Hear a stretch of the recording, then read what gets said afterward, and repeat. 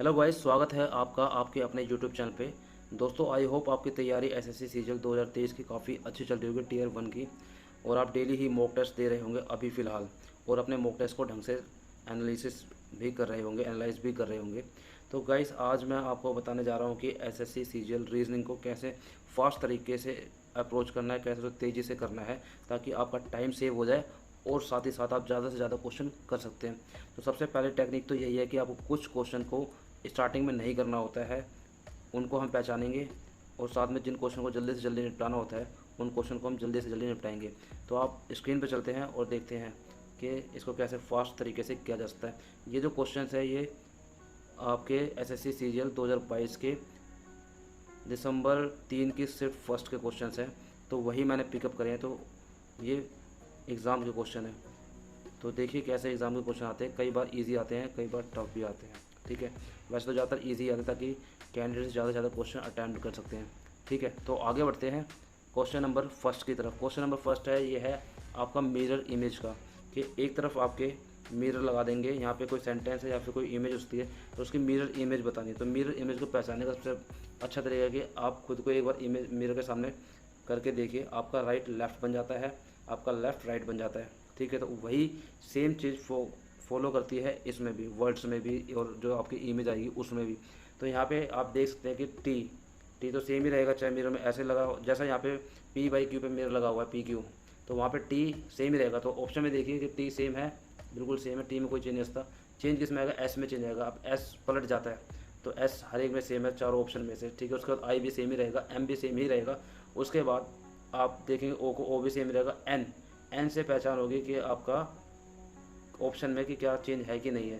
तो यहाँ पे एन में भी चेंज नहीं, तो थोड़ा और आगे आपको बढ़ना पड़ेगा, ओ पे जाना पड़ेगा। अब यहाँ पे देखिए ओ सिर्फ एक ही ऑप्शन में दे रखा है पहले वाले ने, बाकी सब में सी कर दे, तो आपको ऑप्शन नंबर फर्स्ट सही हो जाएगा और आप फटाफट से इसको टिक करके आगे बढ़ लेंगे। आपको आगे चेक नहीं करना है कि ई सही है कि नहीं है, क्योंकि उसमें फिर वो बेवजह है, टाइम वेस्टिंग है, ठीक है। तो इस तरीके से इस क्वेश्चन को करते हैं, जैसे आपको आंसर मिले फटाफट करके आगे बढ़ लो आप, ठीक है।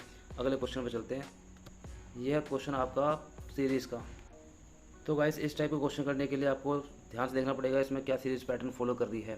तो यहाँ पे जैसे जैसे देखिए, इनिशियली देखिए आर है, फिर उसके बाद RMTS WGA BAHCA CGUG और अगला पता करना है आपको। तो यहाँ से देख के चलते हैं। आर यहाँ पे पहले उसमें दे रखा है, पहले वर्ड में, उसके बाद W दे रखा है, उसका B दे रखा है, उसका G दे रखा है। तो यहाँ पे लिंक निकालना पड़ेगा आर और W में क्या लिंक है। इसके लिए सबसे पहले आपको इनकी पोजीशंस के नंबर्स पता होने, जैसे कि आर जो है न्यूमेरिकली रिप्रेजेंट करता है 18 को, W 23 को रिप्रेजेंट करता है, B आपका 2 को रिप्रेजेंट करता है, A आपका 1 को, H 8 को। तो ये आपको कंठस्थ रिमेंबर्ड होने चाहिए, आपको पता होना चाहिए कि इनकी पोजीशन क्या है, तभी आप फास्ट तरीके से कर पाएंगे। तो यहाँ पे देखिए R 18 को रिप्रेजेंट कर रहा है, W 23 को रिप्रेजेंट कर रहा है, तो 18 + 5 23 होता है। फिर W 23, और उसके बाद उसमें अगर हम 5 जोड़ें तो 24 25 26 और 24 25 26 और 1 2, मतलब कि बी ऑप्शन आ जाएगा 5 जोड़ने के बाद। तो बी आ गया, जिसका नंबर होगा 2। उसके बाद उसमें 5 जोड़ेंगे तो जी आएगा, जो कि होता है 7 नंबर पे। फिर 7 + 5 यानी कि 12 पे जो नंबर होता है वो होता है एल। तो एल से स्टार्ट होगा। तो यहाँ पे देखिए सारे के सारे ऑप्शन एल से स्टार्ट हो रहे हैं। फिर उसके बाद देखते हैं कि इससे काम नहीं चला तो आगे बढ़ते हैं। एम को पकड़ते हैं और जी पे लेके चलते हैं। एम होता है 13 और जी होता है 7। तो यहाँ पे माइनस का यूज़ किया गया है। तो 13 - 6 करेंगे तो आपका 7 आ जाएगा। 7 - 6 करेंगे तो 1 आ जाएगा, जिसको हम ए की पोजीशन वैल्यू होती है 1, ठीक है, 1। उसके बाद इसमें से माइनस करेंगे हम 6, तो आएगा यू यानी कि 21। और उसमें 21 में से भी आपका 6 माइनस करेंगे तो आएगा 15 यानी कि ओ। तो अगेन ओ आ गया है। 2 ऑप्शन एलिमिनेट हो गए, पहला और चौथा, उसके बाद दूसरा और तीसरा बचा हुआ है। तो हम अगले पे जाएंगे। तो यहाँ पे तीसरे नंबर पे देगा टी। तो वैसे तीसरे नंबर चेक करने की जरूरत है नहीं, क्योंकि यहाँ पे दोनों में ही वी है। तो लास्ट वाला चेक कर लेते हैं। एस चौथे नंबर पे जो है एस होता है 19 में हम कितना घटाएंगे कि के यानी 11 है तो 8 घटाएंगे।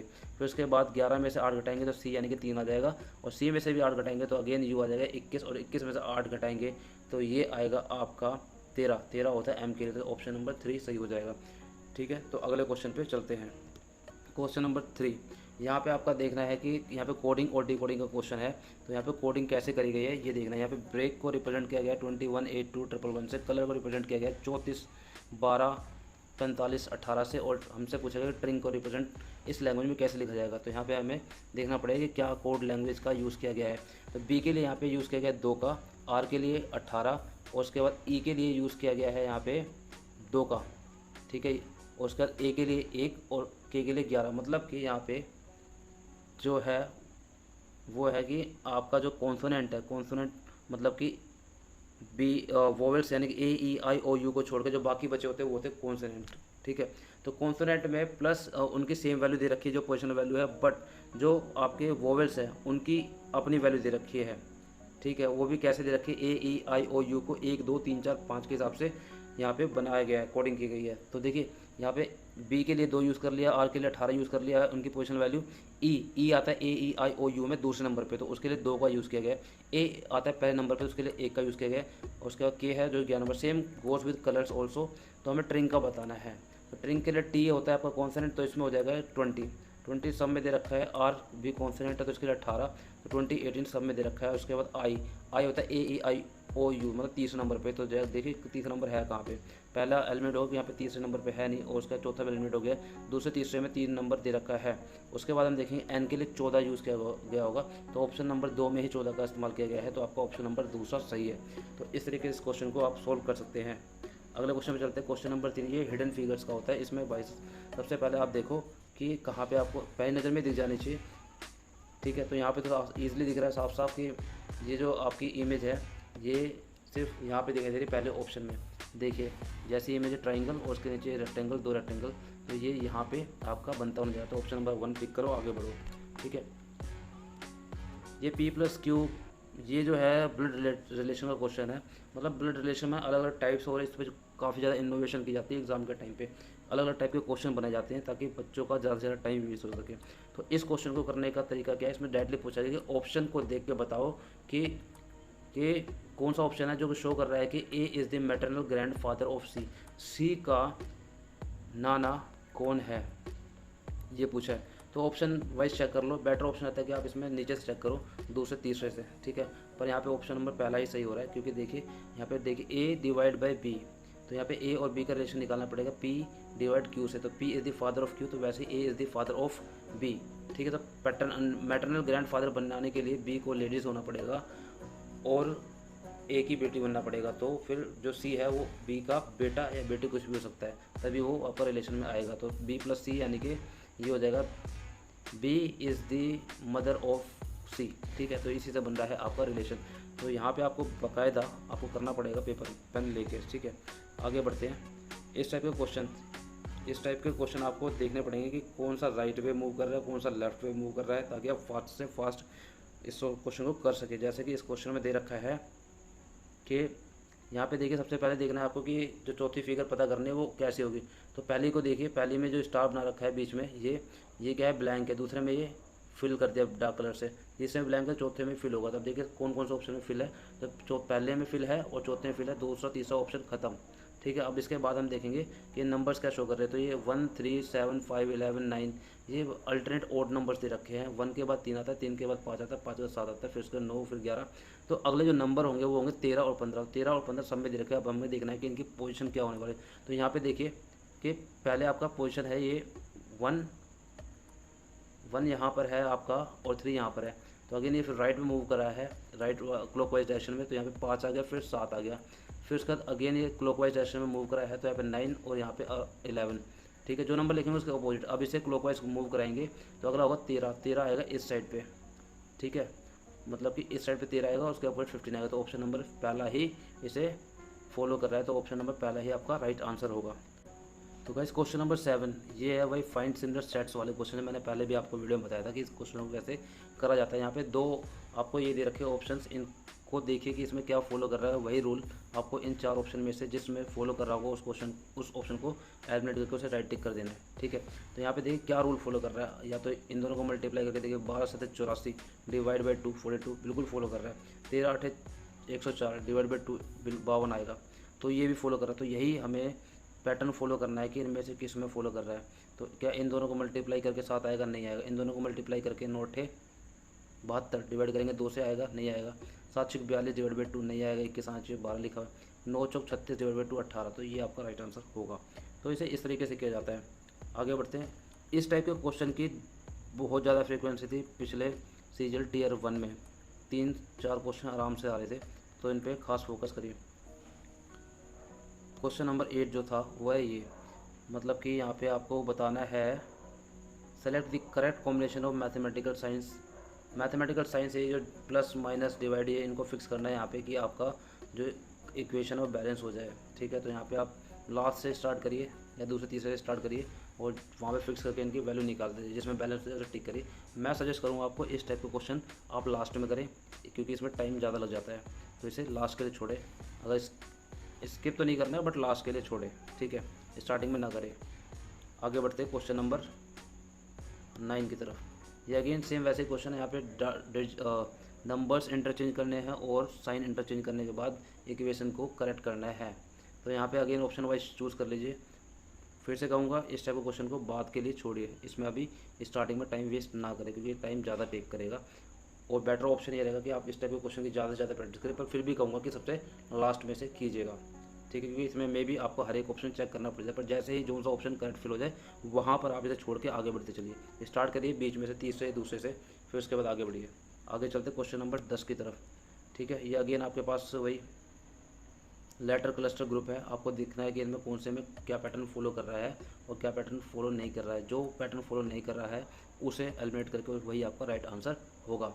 तो जैसे कि आर के यू में देखते हैं, तो आर है आपका पोजिशनल वैल्यू इसकी होगी 18, के की वैल्यू होगी 11 और यू की होगी 21। तो 18 माइनस कितना करा जाएगा, 11 आ जाए, तो 18 माइनस 7 करेंगे तो 11 आएगा, और 11 प्लस 10 करेंगे तो आपका 21 आ रहा है। दूसरे में भी देखते हैं क्या यही चीज़ फॉलो कर रही है। एफ 6 होता है, ये होता है 25 और ये होता है आपका 9। तो एफ में से कितना माइनस करें कि 25 आ जाए। तो जैसे हमने पहले वाले में से 18 माइनस 7 किया था, तो यहाँ भी 7 माइनस करेंगे। तो यहाँ पे जब 7 माइनस करेंगे 6 ये कम हो जाएगा और एक जेड कम हो जाएगा, तो वाई आ जाएगा। ठीक है, और वाई में प्लस क्या करेंगे हम 10, तो ये वाई प्लस 10 यानी एक जेड हो गया, प्लस 9 यानी कि आई। तो ये पैटर्न फॉलो कर रहा है, यानी कि पहले में से -7 और अगले में +10। सेम इसमें जाते हैं 11, के की वैल्यू होगी, डी हो गया इसका 4, तो 11 माइनस 7 4 आ जाएगा, और 4 प्लस 10 14 आ जाएगा, यानी कि आपका एन आ जाएगा। ठीक है, तो ये तीनों फॉलो कर रहे हैं, मतलब कि चौथा फॉलो नहीं कर रहा होगा, जैसे टिक करके एलिमिनेट करके आगे बढ़िए। ठीक है, नेक्स्ट क्वेश्चन पे चलते हैं। Question number 11। ये देखिए, इसमें एंटी क्लॉकवाइज और क्लॉकवाइज का बहुत ज़्यादा कॉन्सेप्ट है और बहुत ईजी क्वेश्चन होता है डाइस का।